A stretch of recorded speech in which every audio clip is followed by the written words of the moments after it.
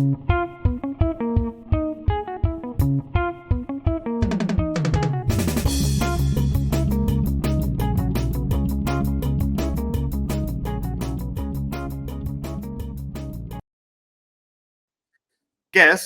And so today our guest is Sertalp, who is an optimization specialist, FPL manager, who co-hosts his own podcast and website called FPL Optimize. Sertalp, good morning. Welcome to Bendito Fantasy. How are you today? I'm good. Thank you for having me. And good morning again, Leo and Elmire. So yeah, I'm doing well. Excited for the FPL already. I see you're wearing a Liverpool shirt, so we can Yes. start there. Are Okay. you excited for the game today? Yeah, I'm very excited. Well, it can go either way. Like I think Club was saying that like if you lose the game, it's not important, but if you win it, then it's an important important cup game.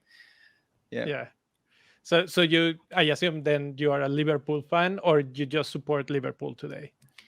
Yeah, I'm a Liverpool fan. Actually, back in 2005, when Liverpool had their Champions League final against AC Milan, I was in high school at that time, and it was kind of my first time watching them. And you might remember, but the first half finished 3-0 for the AC Milan, and then Liverpool won that game. So yeah, that was the game I actually started following Liverpool, and I was just following on and off like over the years, but I wasn't really, watching games live. I was just, tracking how they were doing in recent years. But yeah, it has changed after I started playing FPL. How can I forget the Miracle of Istanbul? Yeah. That historic match. Everybody knows about that match. That's true.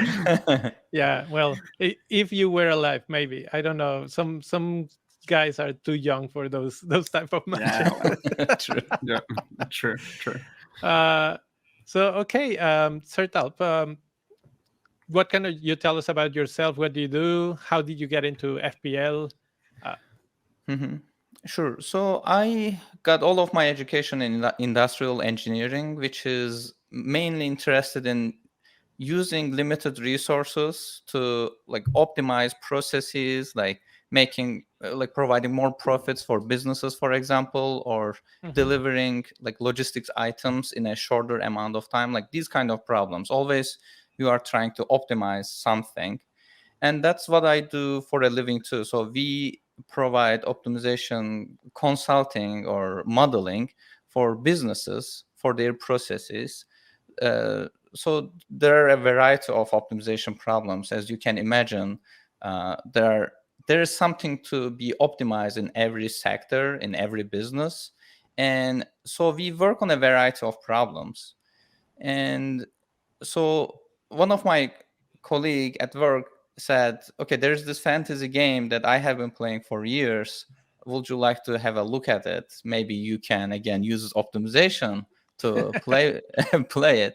And I wasn't really interested at the beginning. I just checked it quickly just to see how it looks like. And then, so you know that there are fantasy games where you make a decision every week, but it is separate. Like from week to week, there is nothing in between. So you can choose an entirely different squad, which doesn't seem like an interesting problem to me. But then I learned FPL is different, where you have a squad and then you keep it, or you get penalized if you want to transfer more players.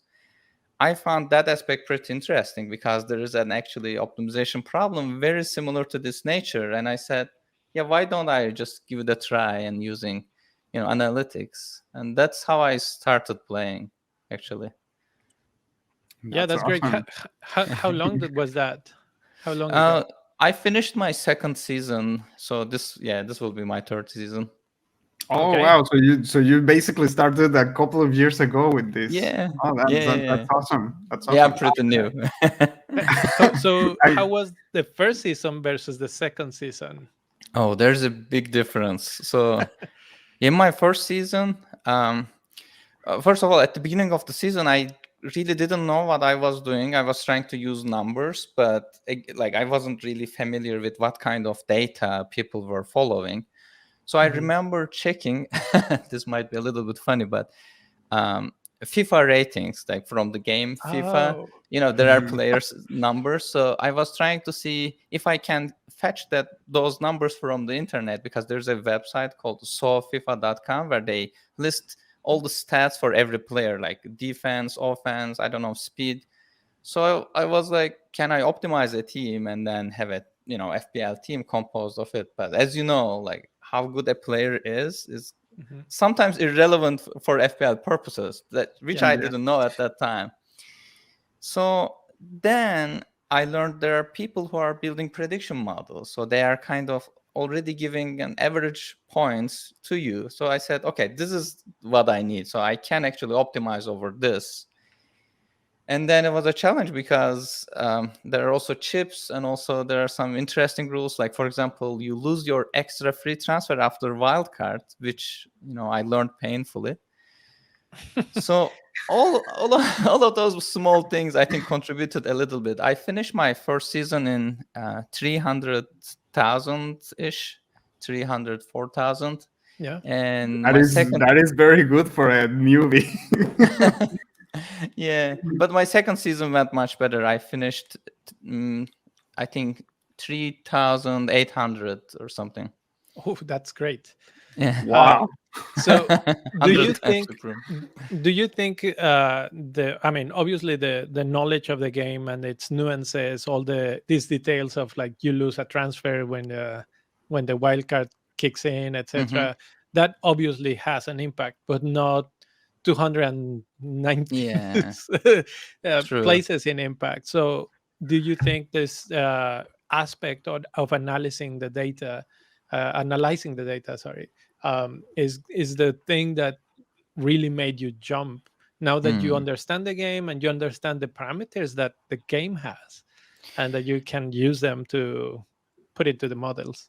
Yeah, I mean, I feel like in my first season, I was also a little bit lucky with some of the like 50-50 decisions. Like when everyone was buying Gündoğan, I bought Foden, and then there was a huge difference between how many points they have collected over those weeks.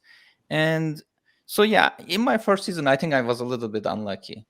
But in my second season, I changed how I play a little bit, because in my first season I was just running my optimization model, getting the result, and doing whatever it says. Like no questions asked.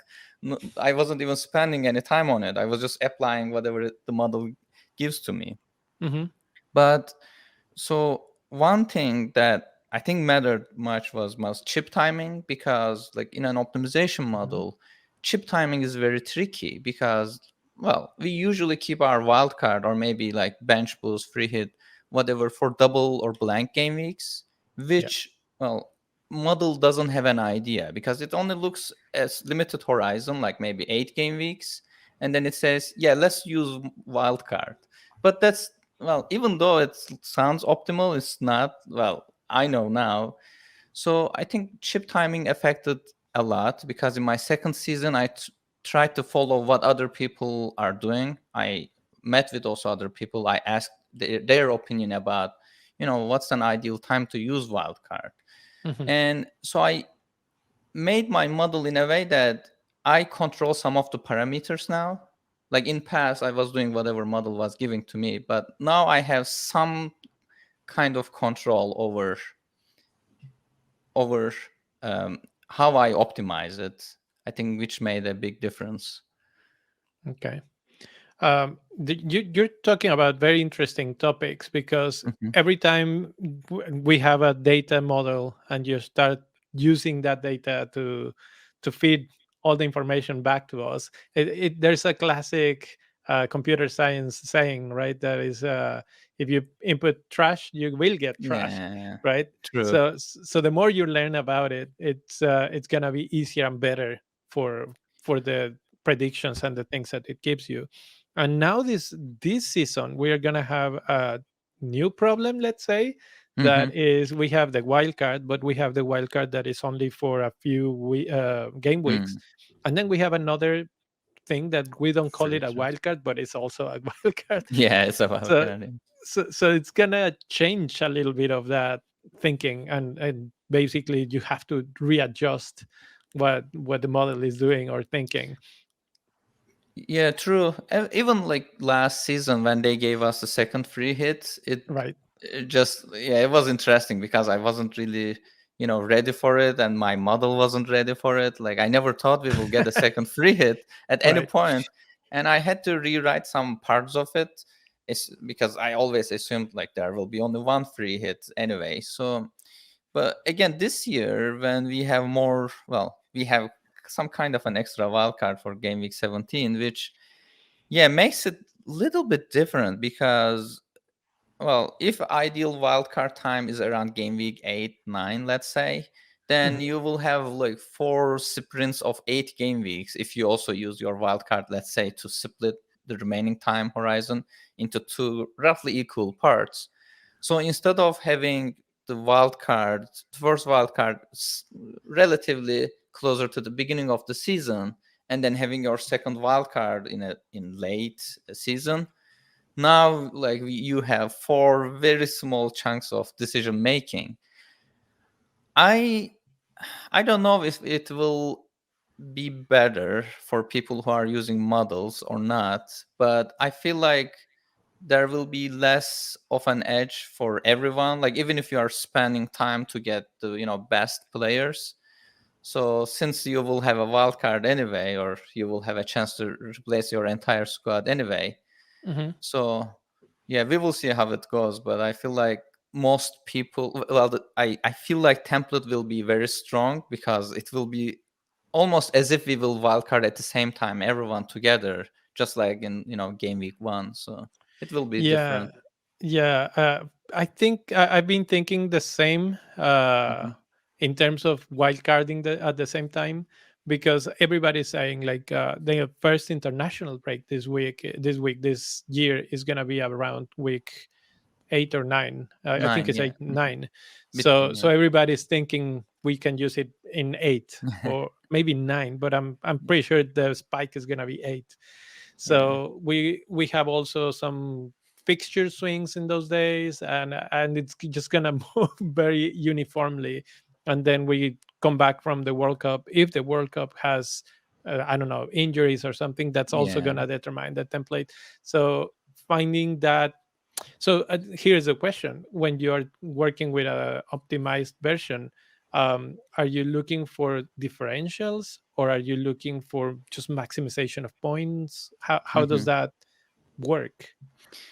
So that's a good question. Actually, so when I am optimizing, I'm trying to optimize the average case. So I'm just optimizing or maximizing points, not taking ownership into account. Hmm. But, well, so there are similar games to FPL in terms of like if you are chasing in a mini league that there's one guy with 15 specific players. If you are trying to catch up, then you need to take more risks. So even if you are thinking in a mini league level, or I mean, it's true for your like overall rank too. If you are trailing behind, and then if there's a significant gap to the first person or OR1, then you need to take some risks. I mean, that's also like very intuitive to us, but that's also true mathematically. But since we don't know what will happen closer to the end of season, it is usually, well, at least in my opinion, it is usually better to start the season trying to maximize your points, not Okay. taking ownership into consideration. And because, I mean, Aha. for highly owned players, if they blank, you will be in a good position anyway. So you don't need to follow what everyone is doing. And as you get closer to the end of the season, maybe second half of the season, let's say, if you're already far from where you want to be, then I think that's a better time to take some risk. But yeah, not sure. Yeah, yeah, I think you're right, and I'll let Mireille talk because I've been asking all the questions. But I'm thinking, for example, Mo Salah last year he dropped in form, and some Mhm. people, I mean, he's the classic template man, But some people decided we are just going to move away from him, and that's a risk. But if you moved in the right moment out of those players to a better player in those moments, like for example it was Son, it really pays off. And we can talk about that in a second. But Mireille, do you have any question to follow up? Yeah, now that we're talking about how you the things that you consider in your wildcard. So let's say, for example, this year that you mentioned that a possible good scenario will be to wildcarding around game week 8 or game week 9. So how would do you input in your model, for example, like you plan at the long run and then you fix down the road and see how it goes, or do you optimize as much as possible from the very beginning to try to save transfers? Like, let's say, for example, it's always good to have 2 transfers, like don't make a transfer 1 week and then save in case you need to make a major modification down the road. How do you input that in your model, or do you even consider that? Yeah, that's a very good question, because in my first season, I forgot, but one of the things that I was doing differently was I was optimizing my entire plan, including transfers. So who I will transfer this game week, how about next game week, and then the week after, which turned out to be some kind of a bad idea, because you never do those transfers because it like predictions change. Well, first of all, predictions change, and then people get injured. Then you suddenly have a player, and sometimes fixtures also change. Well, especially with the COVID last seasons. So I found myself in very tight spots with like maybe 7 playing players. So I have to transfer players and take a hit, which I didn't enjoy much. So then, last season I tried to make it so that I plan using as fewer transfers as possible. So for example, if I'm optimizing for 8 game weeks, I was limiting my scheduled transfers to 2 or 3 at most, just to see that if switching a premium maybe will worth the hassle.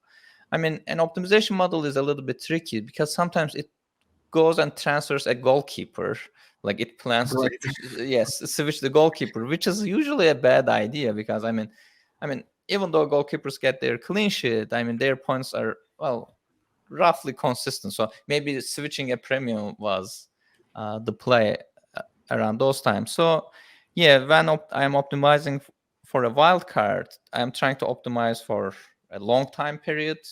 I try to pick players that will hurt me the least if they have to stay in my squad.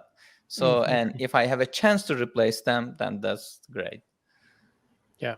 Right. And for example, I don't know if you consider this in your model, but for example, in at least myself, I have this rule that if I have to make at least 6, in between 6 and 8 transfers, that is triggering my wildcard, for example, independently of whether it is a good time or a bad time. Let's say for whatever reason I had 3 or 4 players that are injured, so I need to make changes, of course.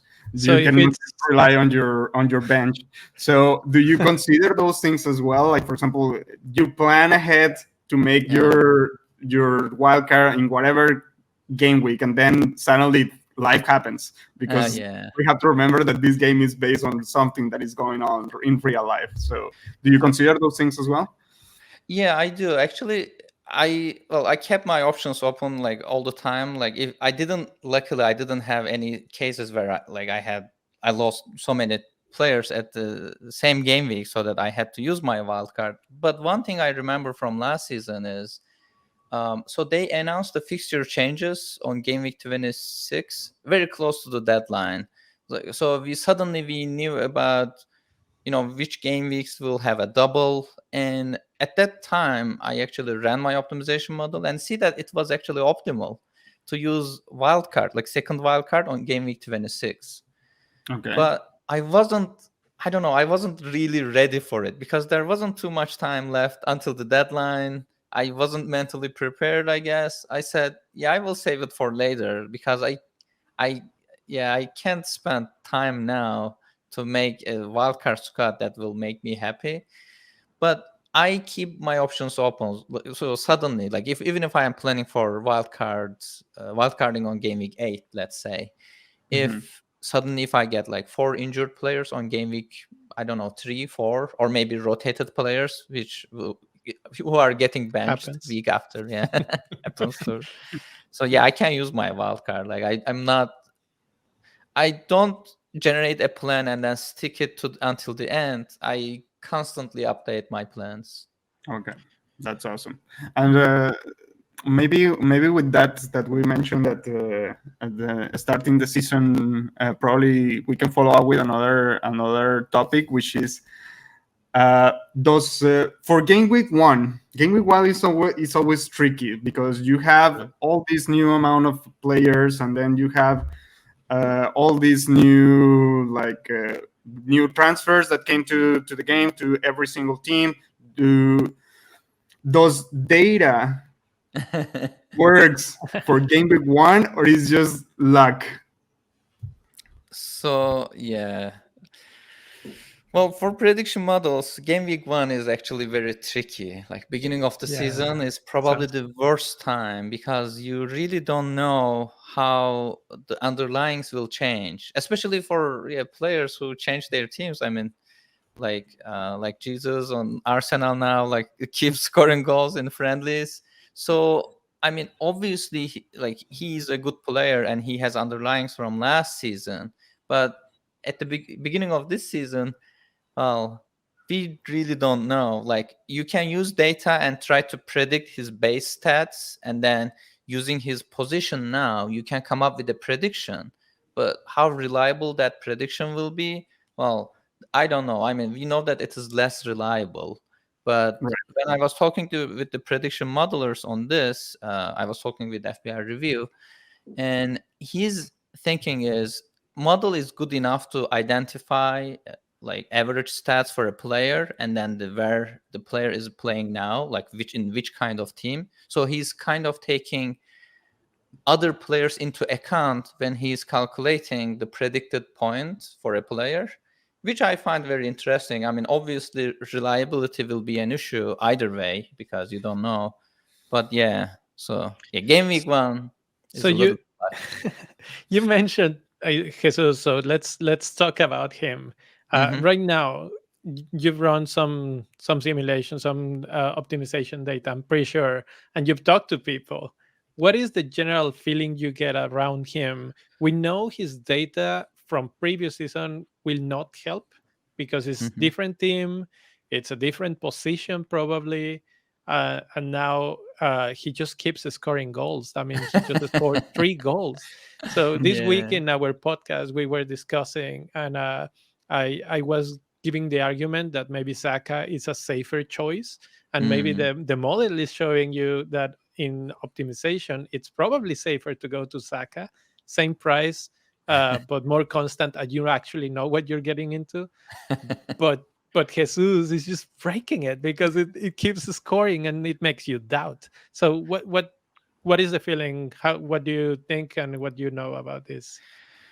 So I mean, even when he was priced at 8 million, we were a little bit surprised because I mean it's really cheap for a player of his caliber, right? So and when we were running with the early numbers, like early predictions that FPL Review gave us, or even also using with the FPL Kiwi's predictions, I see his name appearing in optimal squads in most of the time. Okay. And well, obviously friendly games also helped us to reinforce that thinking.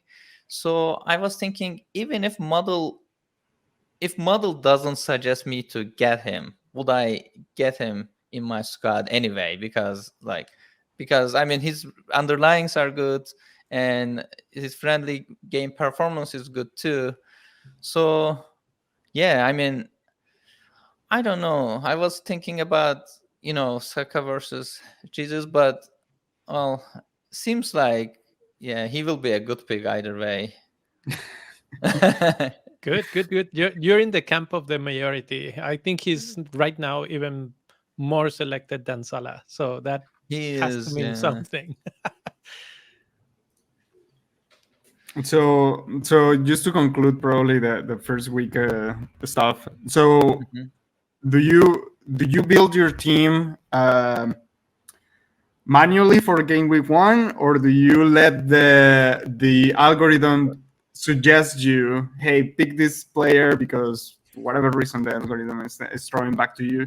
Or do you say, okay, I'm just gonna give it a try with what I'm thinking is a better solution, because probably the algorithm doesn't have this bigger picture of new teams, new transfer, new players, new environments, whatever. That's the reason. So it is actually a combination of both. First of all, I start with using the algorithm. I just run the algorithm and get like 15 players. That's how I start my planning. And the first thing I do is getting opinions of others in my friend group. So asking them what they think about the team. And so especially last season, I was getting feedback like, oh, why are you getting this player? You will block your, like, let's say third Liverpool spot, for example. Which then I go into kind of a like semi manual planning mode where I ban that player from the algorithm and I run it again, and then it gives you a different squad this time. And then I iterate a little bit. So over the last season, I kept adding new and new features. Like, for example, Solver rarely wants to have a 4 million bench goalkeeper. It likes having like 4.5 million goalkeepers and then, switching them over a region, which is usually, I don't know, like not a good idea, I guess. I mean, in terms of fixtures, yes, but not sure if I have the bandwidth to change my goalkeeper every game week. Right. So then, yeah, for example, that was a feedback I got, and I added a new constraint to my model saying that, okay, for my bench goalkeeper, I want a 4 million goalkeeper and then optimize it over that. So obviously that X00.5, you use it for somewhere else, and then it gives you a different squad. So I usually iterate a little bit, and at the end of those iterations, I also use something we call sensitivity analysis, because so when prediction models give you predictions, you might have noticed that sometimes a player is projected to get 6.1 and another one is supposed to get 6.0, and you're thinking, is 0.1 that important between these two players? Let's say between Jesus and Saka. If the difference is that low, like, isn't it better to go with the highly owned player, because that kind of represents what majority of the people are thinking? So what I do is I perturb those numbers. I don't keep it as is, but I change them in a region so that instead of 6.1, it becomes 6.3. In some of the replication, it becomes 5.9, for example. And I solve the problem repeatedly and then summarize in how many, like, what's the percentage of this player appearing in the optimal squad. That helps me to see what are the options if I don't trust numbers that much. And usually among those players, I'm able to choose 15 players out of it. But yeah, there are times that I use I don't know how to call it, but how I feel Your about a intuition. certain player. Yeah, my intuition. Yeah, about a player. And yeah, but I mean, even if I come up with a team that way, it's usually a highly scored team in terms of how algorithm reads it. So when you talk about your model and what you do, you have a web page that is called Yes. fploptimize.com. Mm-hmm. Is that available to everyone? Is that model that you're talking about? Is Mm-hmm. that something that I go there and I can play with my own team to optimize myself? So okay, so yeah, this question is a little bit different because so optimization, well, by itself is a very computationally expensive process. I know that there are websites which helps you to which suggest you a player, like you go there and then they suggest you transfers. But those planners are usually, or those optimizers are usually not. Well, this will be a little bit technical, but they're not actually optimizing it to the true optimal, but they are just iterating over possible alternatives and think that, oh, okay, this player has more expected points. Why don't you buy him? But the optimization I do is where you need to have a machine in front of you to run those algorithms. A web page cannot really run those because it usually takes a few minutes to run those algorithms. And so on FPL Optimize, most of the tools are available. Yeah, it's freely available, but optimization is actually not a part of it. Okay. There is a link to optimal squads where I pre-optimized teams and then I share different optimal squads, like pre-optimized in a way. But yeah, so on top of that, I also have a GitHub repository for people who are a little bit familiar with Python, which they can download my optimization model. And if they want, they can run it on their own machine. Yeah, that's what I provide. But yeah, tools on FPL Optimize, they are usually about either pre-optimized teams or some tools are for tracking how your game week is going in terms of how many points you were expected to score and how many points you got in reality, for example. That sounds great. And now that you mentioned, for example, that you have your GitHub repository and everything, so does one requires a certain level of Python programming language, or I don't know if you use also C++ or any other programming language? Do someone who wants to go to your GitHub repository, clone it, and start playing with it? Do they require a certain level of programming language knowledge or something? So I try to make it as beginner friendly as possible. So if they go to the GitHub repository, they will see that there are instructions about how to download it, how to install the optimization solver, and how to run it. So they actually don't need to know Python. So they can actually download it and try to use it. And I usually tell people that if you have any questions, if you get stuck, you can ask me questions about how to do it, because there are some of the problems are common in terms of the setup, but I try to make it as easy as possible. Python knowledge is only important if you want to add your own kind of custom constraints. For example, I don't know, like I don't want any Everton players, so I don't have that constraint. Nobody trusts Everton. So if you want to customize the model in a specific way, you need to know Python. But no, for the optimization model, if you just want to download it and then use the prediction data on it, you don't need to. Well, you need to know how to use command prompt or terminal, like in your operating system. But that's not that difficult to figure out, I guess. Right. Yeah. No, I agree completely. So yeah, this is great. I've been using the web page for a while. I really like what you did for the highlights of the season, because it really lets you analyze what you did, how you did it. Sometimes it was actually a lot of information. I was like, I don't even know what to make of all of this. But some of these things like really make you look at it. And for example, I remember one graph that was beautiful that tells you more about how much in the template you are and how much is that helping you rank. So those kind of things for us, we in our podcast discuss a lot of data, but we don't go into this type of data detail. We go into more of the goals, the score, or even the XG, XA. Do you ever think of data in those terms, or more in the like raw data of everything that is generated and just into the system? So I do actually.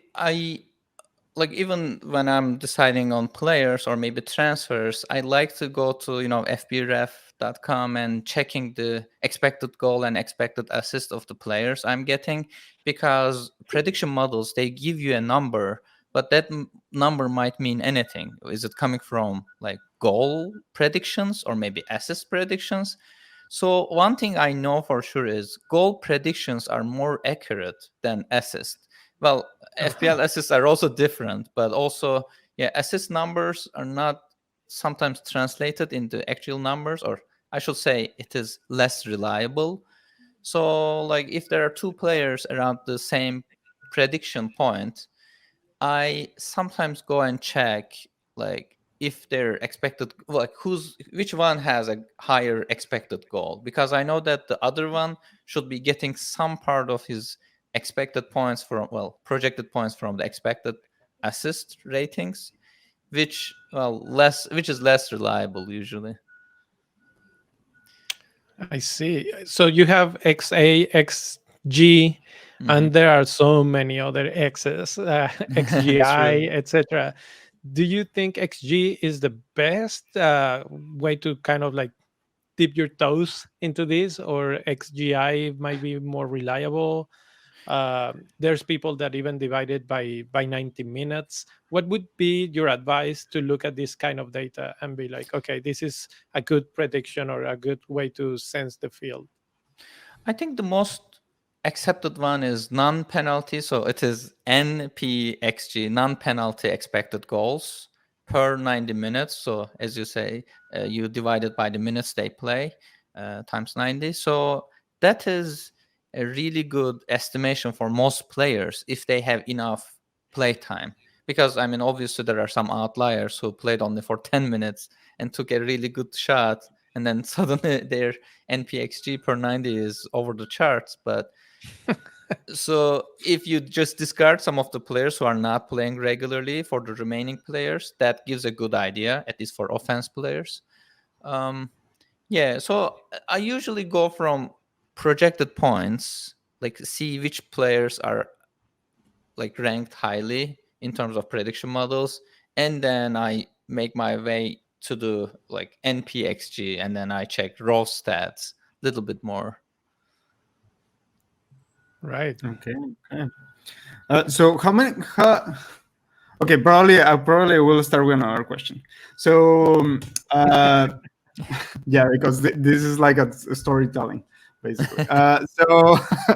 So there have, for example, I started to play because of the same reason that you started to play, because I like statistics and I like to play with data, and to be honest, at the beginning I was not watching much the games. So probably I don't know. Do you follow the actual games, and you do the so-called eye test of the players when you pick your team? So yeah, I think it's a controversial issue, right? So there are some analytics people in the community, you might probably have seen it, but they really don't like mentioning eye test. Like if you say eye test, I use eye test, they just get triggered, right? Yeah. So Right. okay, You so monster. So in my first season, I didn't watch any games at all. Well, maybe one or two. Like I tried to watch games, but I get bored because I was trying to watch like Mitrovic's games. I had Mitrovic at the beginning of the season, Oh no, bad and idea. well, yeah, it was a bad idea. So I don't know. So in my second season, I watched more games. Like I tried to watch a game, like at least a game every week. So I don't use eye test in a way that, like, if I don't watch a game and then say that, okay, this player seemed like a good player, I should buy him, or maybe he didn't play where I should sell him. I don't do that. I just watch it to see, how the players I have selected are performing, like if they are getting goals. I mean, just for the excitement and fun. But here is the thing. So I think watching games has incredible value in terms of understanding the formations and also rotations, like which player came at which minute to replace which player. Was it an injury? Was it tactical? Like were they, I don't know, leading the game so that they changed attacker for a defender? I don't know. Like these kind of stuff gives you some context to understand like expected minutes going forward. Like if, let's say, Liverpool is leading the game with 2 goals, maybe they are getting, I don't know, a more defensive player in a substitution. So that kind of stuff might help you to understand, which players will have better minutes going forward. So, well, so I trust like stats more when it comes to picking players, but I feel like watching games has some value to understand these kind of contexts, or maybe even for the stats actually sometimes, because a player gets in a very lucky position, like they find ball in front of themselves with an open goal and then they take a shot. So that XG is some kind of little bit lucky, in my opinion, because you weren't supposed to be there. You're a defender, but suddenly you find the ball, you take a shot. So I watch games, I try to understand context a little bit, but I can't really say that, I'm an expert on that. So I usually ask other people, what they are thinking. Right, right, and I think what you mentioned is really important. But and I think, I don't know if you agree with this, but I think that actually might apply when you have all these convolution of game weeks that are super tight. Like you have one game week on the weekend, and then on the mid week you have another one, and then you have the next weekend, and then Champions League or Carabao Cup or whatever other tournament that the teams are playing, right? Because you need to know, okay, why did they switch this player? Who was the substitution? Where are they moving the player to play after the minute 60 or whatever? Yeah, exactly. So especially for Liverpool last season, when they had lots of games, so they actually rotated Robertson with Tsimikas, because Tsimikas was playing well too, like generating expected assist in lots of expected assists too. So whenever I found myself in a position to choose like which Liverpool defender I should get, I tend to stay away from like Robertson in favor of, like, let's say, Alexander-Arnold or Van Dijk, because I felt like Robertson is more of a rotation risk at that point. Well, so knowing that, he's getting, substituted in the games regularly, and knowing that their busy period is coming up, helps a little bit, I think. Yeah, absolutely. Absolutely. And I mean, Mireille, you was just saying about the discussion about grass versus data. And this is exactly what your podcast is about. It's relatively new. It has what, 11 episodes, I think is the last one, That's if I'm true. Yes, correct. 11. So you want to talk a little bit about the podcast? What was the idea behind it? I mean, we have 100 podcasts, and there is another one, and suddenly, even with all those hundreds, I think you're already in like at the top 10 in the UK. So it's getting acceptance. You would feel Yeah. like a lot of people would be in the grass side, but Yeah. we are in the data side, and we like it a lot. So it's gaining a lot of momentum. True. So, yeah, you're right. There are like hundreds of FPL podcasts. And so, in our opinion, so we were really enjoying the podcast called Corridor of Uncertainty, an analytics, FPL analytics podcast. And we noticed that there are not too many people talking about, projected points or like optimization, analytics in general. So, and we started this podcast with my colleague Bas, who invited me to play FPL in the first place. So he thought like I could use numbers, he could use his eye test, and he could beat me. Even in my first season, despite my like 300,000 finish, I managed to beat him in both seasons. So Oh. he wanted to learn too, because he was surprised by, what I am using, how I am using, because like getting in a 3,000 finish in my second season, it surprised him a lot, because he was playing for many years. So he Right. was asking me questions, and he said, maybe we should record ourselves, because I'm already asking you questions, I'm trying to learn, so why don't we make this a podcast? Maybe people will be interested. So Yeah, at the time I was not really, I don't know, I didn't feel like having a podcast, because like it takes time, as you guys It's probably a know. constant commitment. Yes, it's a Yeah. constant commitment. You need to find topics and you need to get prepared. Sometimes you need to find guests and talk with them, and then sometimes their plans change. It Yeah. felt like a huge commitment. So I said, but he was so excited. So I said, okay, let's record a few episodes and see how it goes. If there's not enough interest and if we don't maybe enjoy it as much, maybe we can stop. But if people enjoy it and we feel like having fun when we are doing it, maybe we can keep going. So, and one of my biggest worries that in the debate in the debate of grass versus analytics or grass versus data, the part that makes data a little bit unappealing to people is that when you're using data, there could be only one answer. Well, if you're just watching games, you can have different ideas about, because like I have friends like watching the same game and coming Mhm. up with two different opinions on a player. One of them Yeah. says, well, Saka played incredible, I will get him. And the other one says, oh, he missed so many shots, like I'm definitely not getting him. But when you're using data, you usually have one answer that everyone has. But so what we are trying to do in this podcast, especially to bring that extra context, or maybe you can say it like eye test on top of analytics, to see what how we can use it, or what are the problems with using data, what are the potential problems with it, or where it can help you more than, I don't know, eye test, or maybe checking only raw statistics. For example, I don't know, shots on target. I mean, it's a good stat, but it's usually misleading if you are not using it in the correct way. So there are lots of topics that came up during our discussion. So we felt, yeah, why don't we have a podcast? But I don't know. It's a huge commitment. You're right.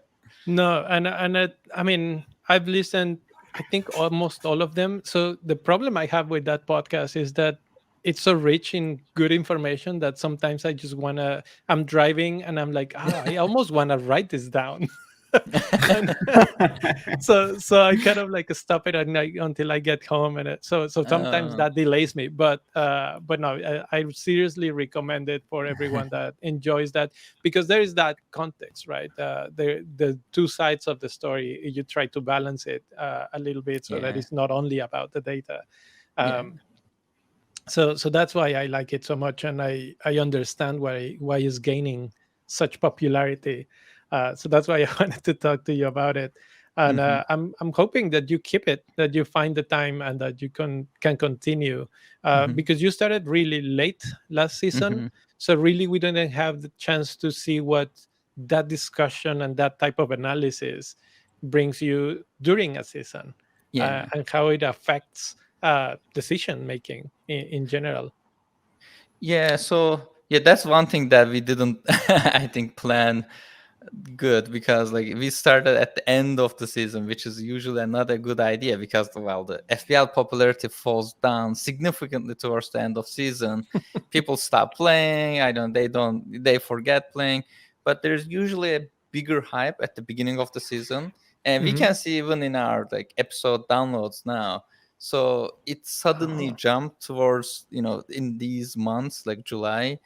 And so I was thinking maybe we chose a bad time to start the podcast, but at least we were able to talk about all the fundamentals we wanted to talk right. about. So we are in a good position to start the season and talk about weekly discussions about which players and why, instead of trying to lay the foundation. Exactly. No, I see it as like your preseason. Right now, Mhm. you're Yeah. fully trained. You are not camera shy or microphone shy, or whatever. True. That's And true. now That's true. and now you can just go for it and start going. So one thing that I've been thinking about, and maybe at some point you can discuss it in the podcast, is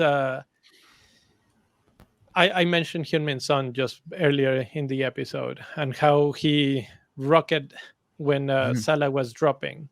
And Yeah. one thing that I immediately thought is, if you go to your data and if you run the simulation or your analysis, but backwards with what already happened, can you find something that was pointing or leading to the decision of like Sun is about to explode? Yeah. So, well, I ask myself the same question because around like 10, I don't exactly remember the weeks, but I think around 10 weeks before the season has finished, I was around the same rank and I was trying to push into top like 1000. And so one thing that could have helped me was, picking Son and then, selling Salah in the process. That could have probably taken me inside top 1K very easily. So, I mean, that's why I ask myself. I also asked other people who are using analytics and optimization to see, like, have we missed anything here? Like, have we made a mistake without even realizing? Like, were there a signal that we missed and that we maybe taken as a noise?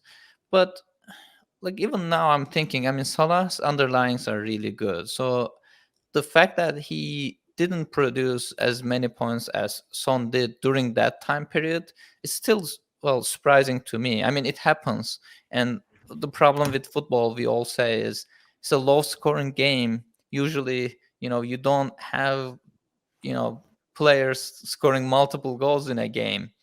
But when a player goes off, that's a rare occurrence in my opinion. Yeah. So I couldn't have found any evidence that Son was about to go off in the data. It's maybe I'm looking at wrong places. And because obviously we are trying to learn our lessons and then apply that knowledge in the next upcoming season, right? I'm still not sure if there could have been anything that probably gave me the signal I need to do that replacement or that transfer. I mean, I still regret my decision, but if I was in the same position with the same data I have, I could have probably done the same thing. But yeah, I don't know. Maybe there's something I need to study a little bit deeper and dig deeper to understand. Yeah. Okay, Mirai, last question. Yeah, sure. So you mentioned, for example, that you are co-hosting your podcast with someone who is relies more in the eye test, and I'm pretty sure there is a lot of people who actually follow that method, that to watch the games, and they play more with feeling that with playing with the data. Of course, there are tons of people as well that do both, or only people like yourself that rely mainly on data.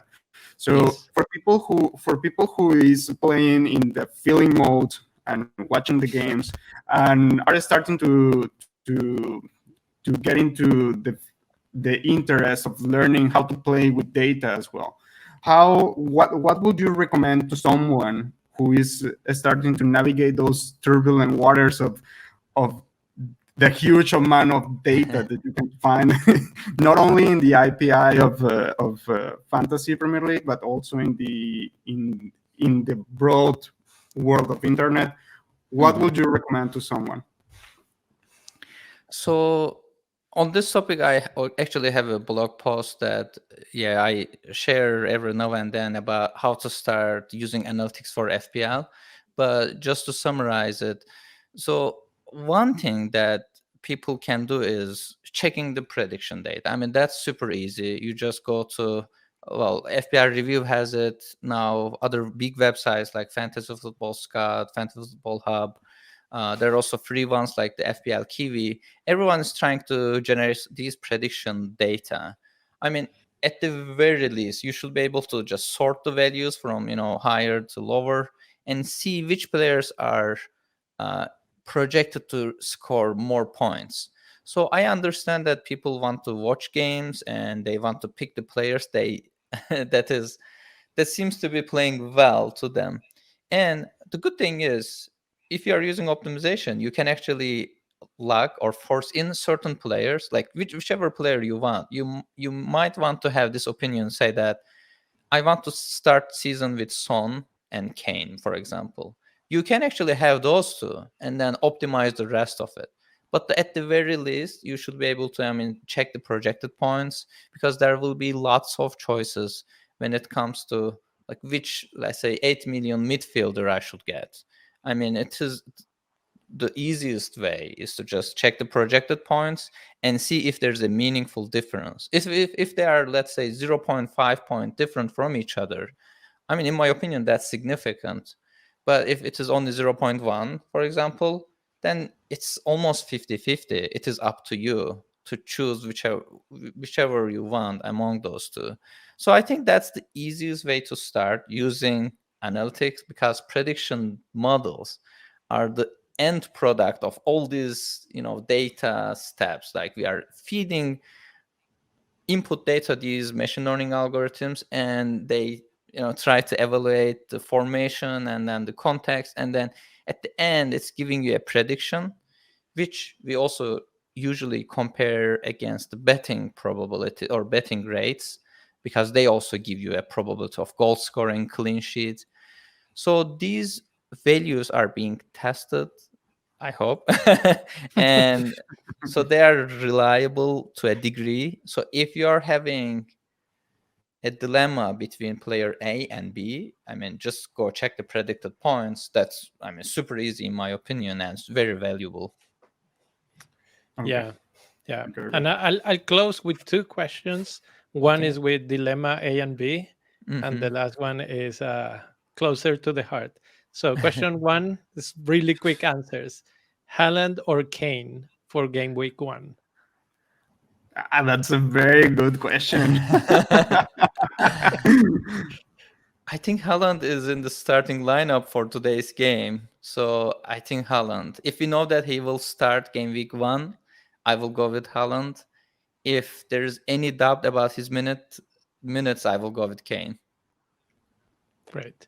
And the last one is, do you think data will dominate FPL in the coming years? I think so, because analytics players seem to getting higher and higher ranks every year, and prediction data is also getting better at predicting stuff. They are constantly being developed. It's an ongoing process. So I certainly do. I think in 5 years, or maybe even in 3 years, we will have an FPL winner who is mostly relying on data. That's my expectation. Yep. Yeah, I agree as well. And this is a topic that Mireille and we talk about all the time offline. And I'm happy to talk to other people that see this the same way. I know you also are in a Discord channel, and that is really active Discord channel. I just want to give a plug to that one. Is the FPL analytics community, and really active. A lot of people that is giving help and advice and just discussing this type of topics. Yes. So if you want to go there as well, and where can they follow you? In your Twitter is the best way to follow you around the internet? Webpage? Yes. Yeah, my Twitter is probably the best. Yeah. Okay. Can you tell the community what is your Twitter? Yeah, it is my first and middle name, Sertalp Bilal. It is Sertalp Bilal. It's a little bit long.